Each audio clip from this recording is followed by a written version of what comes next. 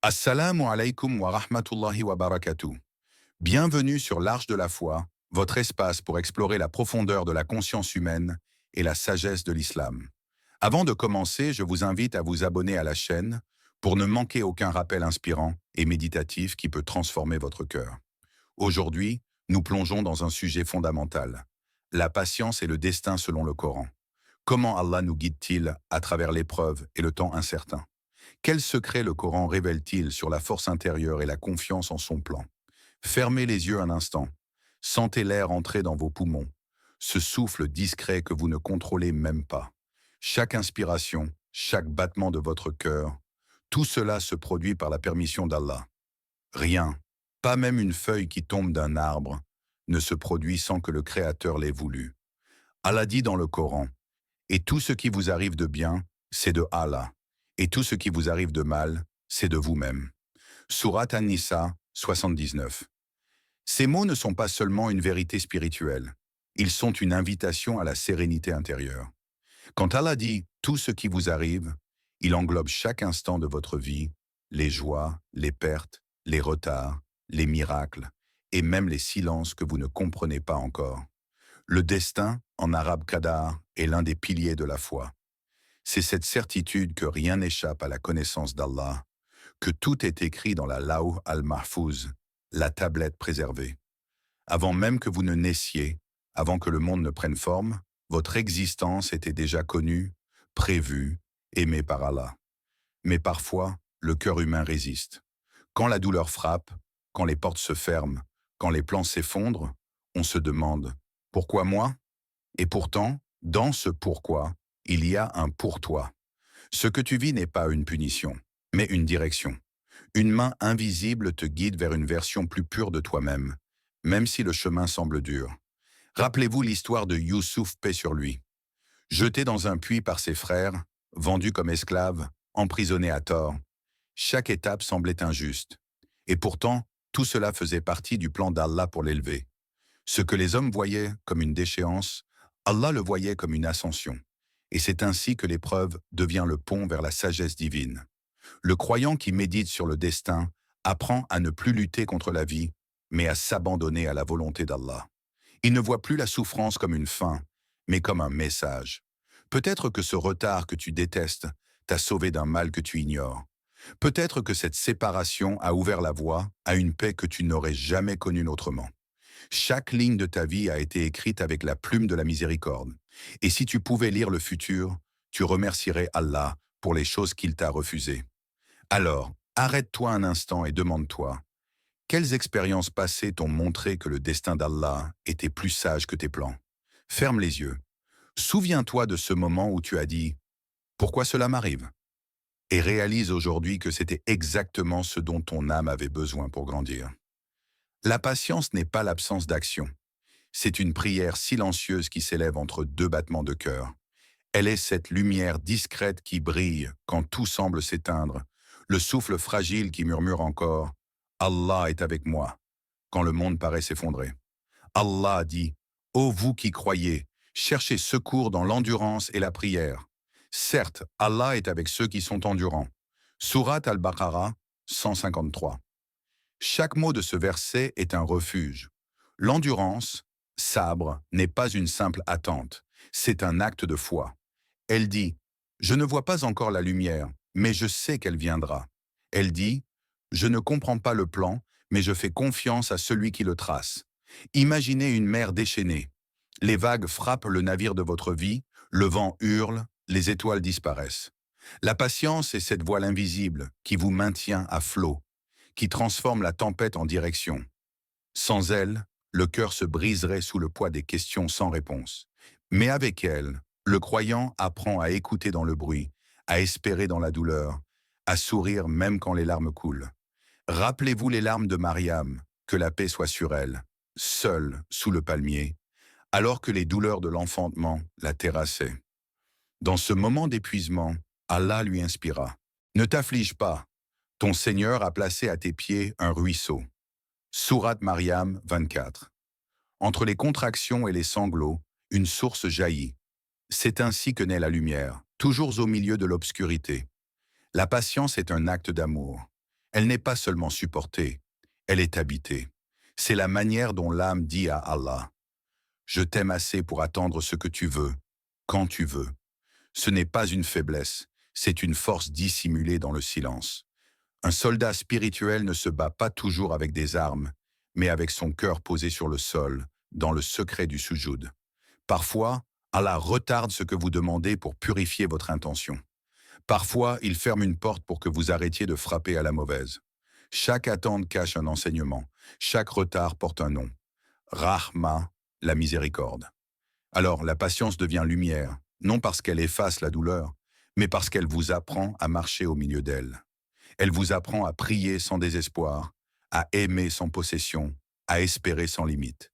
Et quand le temps d'Allah arrive, toujours au moment parfait, vous comprendrez que votre attente n'était pas un vide, mais un terrain où votre foi a poussé en silence. Fermez les yeux maintenant. Demandez-vous, comment pouvez-vous faire de chaque épreuve une occasion de renforcer votre foi? Et laissez cette question résonner dans votre cœur comme une prière que seul Allah entend. Le destin est un océan infini où se croisent deux courants, la liberté et la prédestination. Deux forces que l'esprit humain peine à saisir, mais que le cœur croyant apprend à harmoniser. Nous vivons dans l'illusion du contrôle. Nous décidons, planifions, projetons, mais parfois, tout s'écroule en un souffle, comme un château de sable sous la vague du décret divin. Et pourtant, ce n'est pas un chaos, c'est une symphonie. Chaque note, même celle qui nous paraît dissonante, joue un rôle dans la mélodie que compose Allah pour notre âme.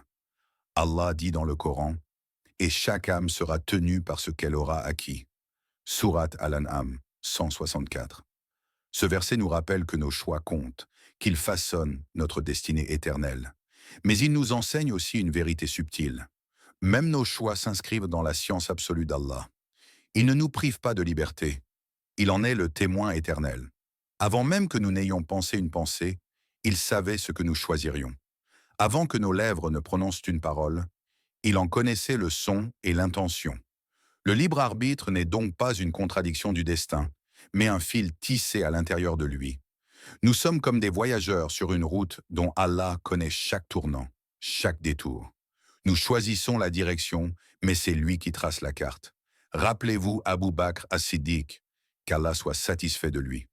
Lorsqu'il décida de suivre le prophète Mohammed, paix sur lui, dans la grotte de Tharan, son cœur oscillait entre la peur humaine et la foi absolue. Il aurait pu rester à Médine, se protéger. Mais il fit le choix de la confiance, de la certitude. Et ce choix, libre, sincère, empreint de tawakkul, fut béni au point d'être inscrit dans l'histoire comme un symbole d'amitié spirituelle et de foi pure. C'est ainsi que le croyant avance, libre dans ses pas, guidé par la lumière du destin. Ses décisions ne sont pas dictées par le hasard, mais par une intuition spirituelle que le Coran nourrit en lui. Il agit, mais il ne s'attache pas au résultat. Il planifie, mais il sait que c'est Allah qui décide. Vous ne pouvez vouloir que si Allah veut. Sourate Al-Insan 30. Cette phrase résonne comme un écho d'humilité. Elle ne nie pas notre liberté.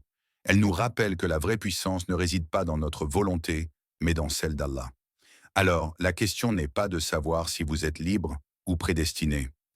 La question est, comment utiliser votre liberté pour vous aligner avec la sagesse d'Allah? Faites de vos choix une adoration. Prenez des décisions, mais avec le cœur tourné vers la Qibla, avec la certitude que, quel qu'en soit le résultat, il fait partie d'un plan qui vous élève. Fermez les yeux.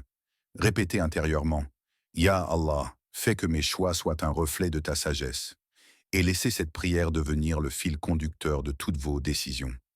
Chaque épreuve est un feu, mais ce feu, chez le croyant, ne brûle pas pour détruire. Il brûle pour purifier. Comme l'or plongé dans la flamme, l'âme se débarrasse de ses impuretés, de ses illusions, de ses attachements. Et plus le feu est intense, plus la lumière qui en ressort est pure.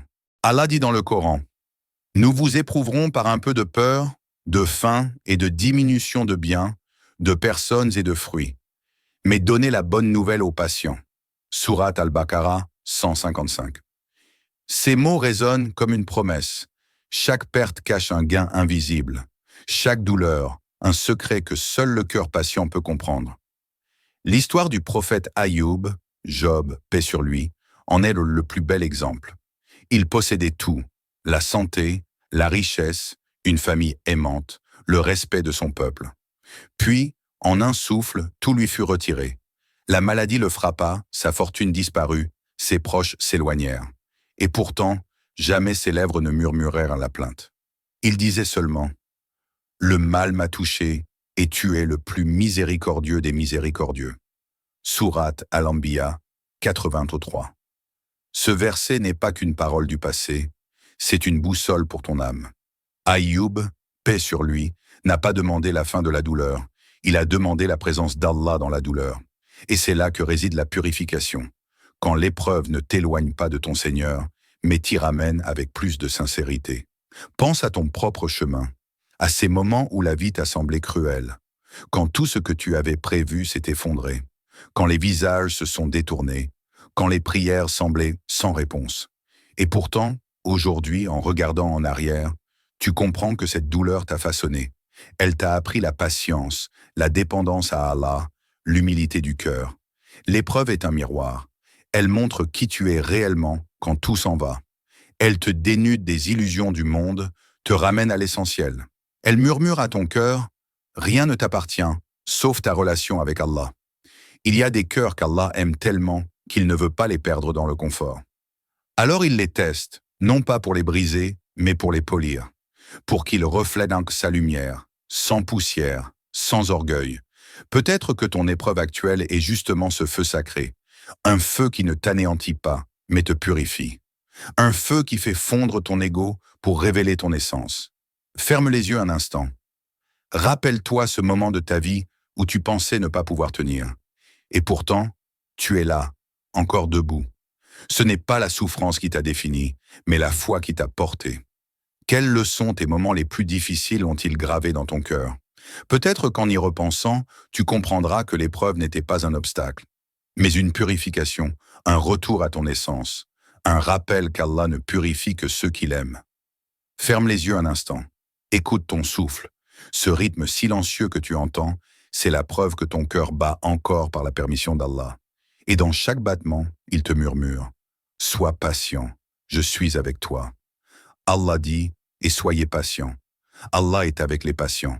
Sourate Al-Anfal 46.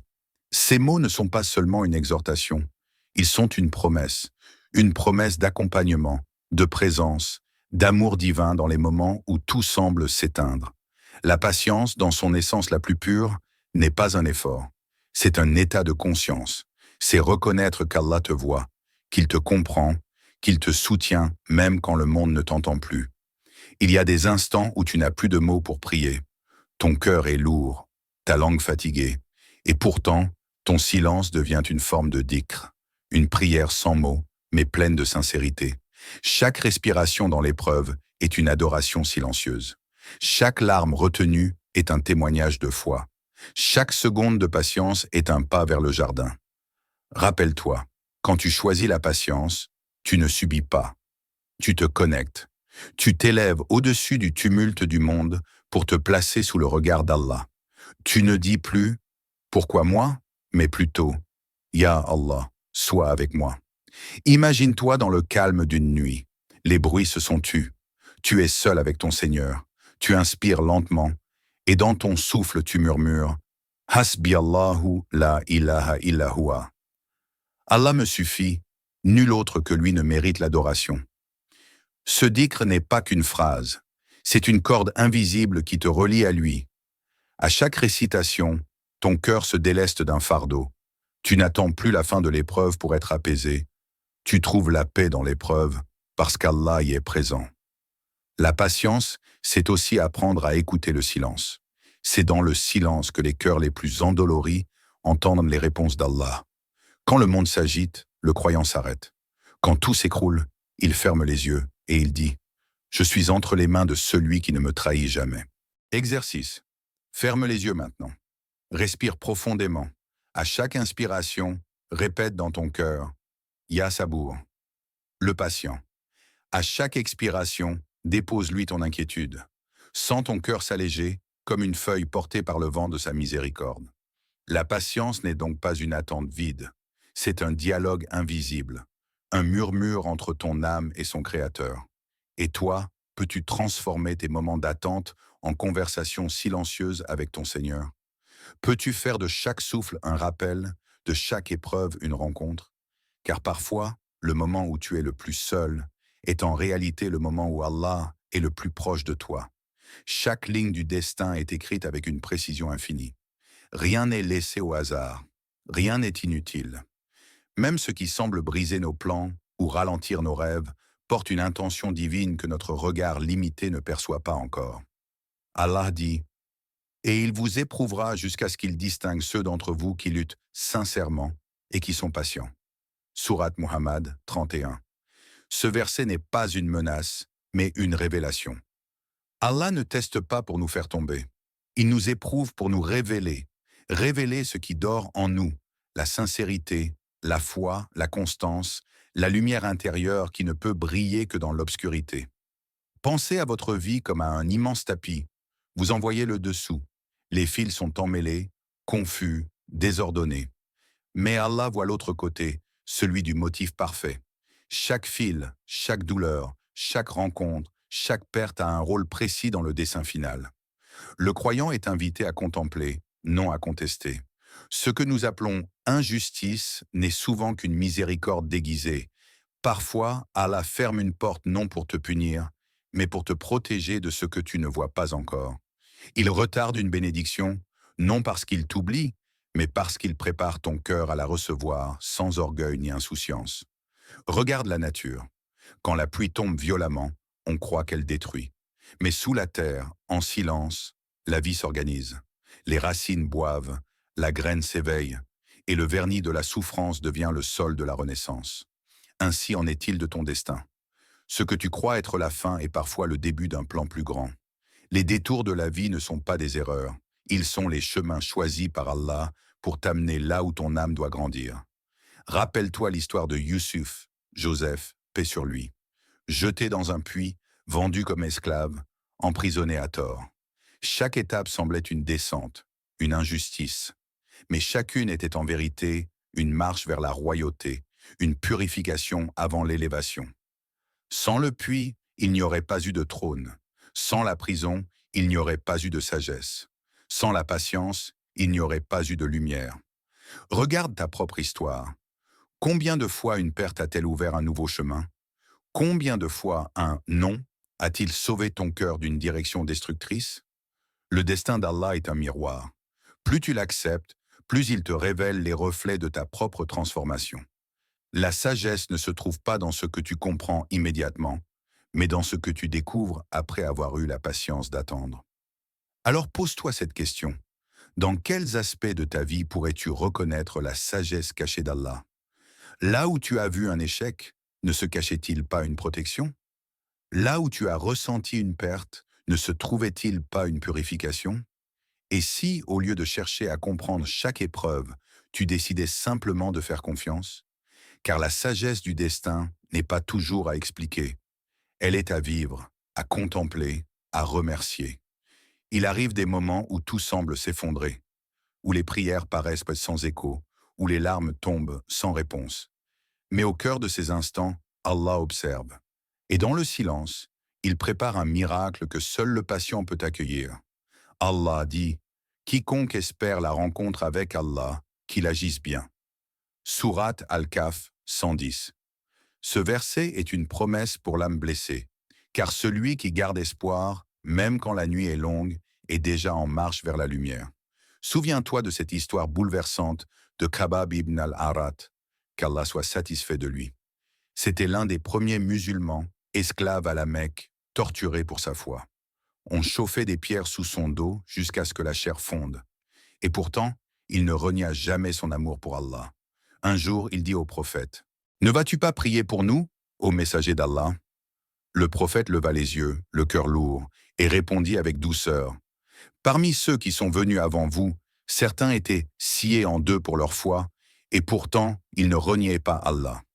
Par Allah, cette religion atteindra sa perfection. » Ces paroles, Khabbab les grava dans son âme. Il ne vit pas immédiatement la fin de ses souffrances, Mais il vit la promesse se réaliser. L'islam triompha, et la patience devint sa couronne. L'espoir est cette flamme que rien ne peut éteindre. Même sous la pluie des épreuves, elle brûle doucement, éclairant le chemin de celui qui croit. C'est cette voix intérieure qui murmure « Allah n'a pas fini avec toi. Peut-être que ton cœur est aujourd'hui comme un champ brûlé. Mais souviens-toi, c'est dans la terre dévastée que les plus belles fleurs repoussent. Allah t'éprouve parfois pour que tu te retrouves. Il t'enlève certaines choses pour t'offrir quelque chose de plus grand, lui-même. Quand la patience se mêle à l'espoir, elle devient lumière. L'espoir te dit « Allah t'écoute encore ». La patience te dit « Attends ». Il agit en silence. Regarde le prophète Jacob, paix sur lui. Des années durant, il vécut dans la douleur de la perte de son fils Youssouf. Et pourtant, il disait « J'implore seulement mon chagrin et ma détresse auprès d'Allah. Et je sais d'Allah ce que vous ne savez pas. » Sourate Youssouf 86. Même dans les larmes, il gardait la certitude que la sagesse divine finirait par se révéler. Et un jour, la promesse arriva. Youssouf revint, et la joie remplit son cœur vieilli. Ainsi, l'espoir ne consiste pas à attendre sans douleur, mais à croire, malgré la douleur, que chaque larme a un sens. Chaque fois que tu dis « Ya Allah, je te fais confiance », une lumière s'allume dans le ciel, et les anges écrivent ton nom parmi ceux qui patientent avec foi. Alors demande-toi, comment ta foi peut-elle devenir ta lumière quand tout semble perdu? Quand les réponses tardent, quand le monde te tourne le dos, quand ton cœur se fissure, as-tu encore la force de dire « Je sais que mon Seigneur ne m'abandonne jamais ». Parce qu'au moment où tu penses que tout est fini, c'est souvent le moment où Allah commence à écrire ton miracle. La patience t'apprend à attendre, mais la gratitude t'apprend à voir. Voir les signes d'Allah, même au milieu du chaos. Voir les bénédictions silencieuses qu'il dépose chaque jour dans ta vie, alors que ton regard était tourné ailleurs. Allah dit « Si vous êtes reconnaissant, nous vous accorderons davantage. » Sourate Ibrahim 7. Ces mots ne sont pas qu'une promesse, ils sont une clé spirituelle. La gratitude ouvre les portes que les plaintes ferment. Elle transforme les blessures en prières, les larmes en perles de foi, les retards du destin en moments de proximité avec Allah. Il y a une histoire racontée par les savants à propos d'un homme pieux nommé Abu Hazm. Un jour, on lui demanda « Que fais-tu quand Allah t'éprouve » Il répondit avec un sourire paisible « Je le remercie 2 fois. Une fois parce qu'il a choisi de me purifier et une fois parce qu'il aurait pu me punir. Mais il m'a seulement éprouvé. » Ce genre de gratitude n'est pas naturel. Elle est le fruit d'un cœur qui voit au-delà de la douleur.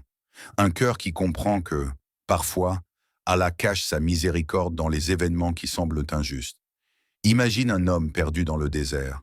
La soif le ronge, le soleil brûle sa peau, et soudain, il trouve une source d'eau claire. Il boit, il pleure de soulagement, il remercie. Mais ce qu'il ne sait pas, c'est que s'il n'avait pas connu la soif, il n'aurait jamais savouré la valeur de l'eau. Ainsi est la vie. C'est dans la privation que le croyant découvre la beauté de ce qu'il possède déjà. Regarde autour de toi. Le souffle que tu prends, le toit au-dessus de ta tête, la nourriture sur ta table, le sourire d'un proche, le calme d'une prière. Ce ne sont pas des banalités, ce sont des miracles du quotidien, des signes d'amour d'Allah que nous oublions trop souvent, absorbés par nos désirs et nos impatiences. La gratitude est le pont entre la patience et la paix intérieure. Elle te permet de dire, même dans la douleur, « Alhamdulillah, il y a encore quelque chose à aimer dans ce moment. » Et c'est là que la patience cesse d'être un fardeau. Elle devient une joie, une acceptation paisible du plan divin. Car lorsque tu remercies Allah, tu reconnais sa présence dans tout ce qui t'arrive. Et cette reconnaissance allume une lumière dans ton cœur. Une lumière qui te dit « Rien n'est perdu, car tout vient de lui. » Essaie de te rappeler aujourd'hui 3 choses pour lesquelles tu es reconnaissant. Peut-être une épreuve qui t'a rendu plus fort. Peut-être une prière exaucée après des mois d'attente. Ou simplement le fait qu'Allah t'ait accordé un autre jour pour prononcer « Alhamdulillah ». Alors, demande-toi, comment peux-tu exprimer ta gratitude même dans l'épreuve?